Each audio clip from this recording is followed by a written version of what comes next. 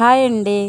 ఇదైతే urgent blouse వచ్చిందండి. వాళ్ళు మ్యారేజ్కి వెళ్ళాలంట, అందుకనే వాళ్ళైతే డిజైన్ పెట్టమన్నారు. బట్ నేనైతే డిజైన్ పెట్టేంత టైం లేదు మా, కుండ నెక్ అయితే పెట్టిస్తానన్నారు. వాళ్ళు కూడా ఇంకా అదే పెట్టమన్నారు. అందుకని బోట్ నెక్ అయితే కటింగ్ చేస్తున్నాను. ఈ విధంగా జాకెట్ కునింది నేను మొత్తం మార్కింగ్ అయితే ఈ విధంగా చేసి పెట్టేసుకున్నానండి. పొడవు వచ్చేసి 9.5 ఉంది. ఇంకా నెక్ వెడల్పు వచ్చేసి 2.5 ఖర్చు వదులుకున్నాను. మీకు టేప్తో చూపించాను కదా.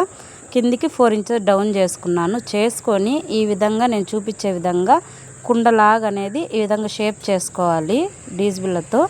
అక్కడ ఎందుకు గ్యాప్ ఇచ్చానంటే ఆ రెండిటికి మధ్యలో అక్కడ గ్యాప్ ఇవ్వకుండా ఉంటే కనుక స్టిచ్చింగ్ పడి మూలలు అనేది సరిగా రావు.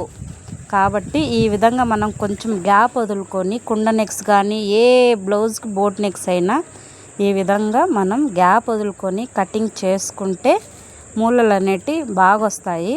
ఓకేనా. ఇది స్టిచ్చింగ్ చేసినాక కూడా ఎలా వచ్చిందో కూడా మీకు నెక్స్ట్ వీడియోలో నేనైతే చూపిస్తాను. చాలా బాగుంటుంది. లాస్ట్లో నేనైతే పిక్ షేర్ చేస్తాను.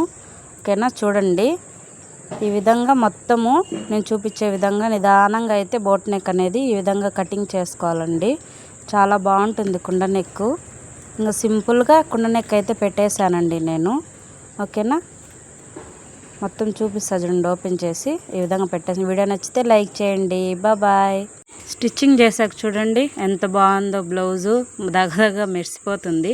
దీనికి ఆపోజిట్గా గోల్డ్ కలర్ లేస్ అయితే వేసేసాను.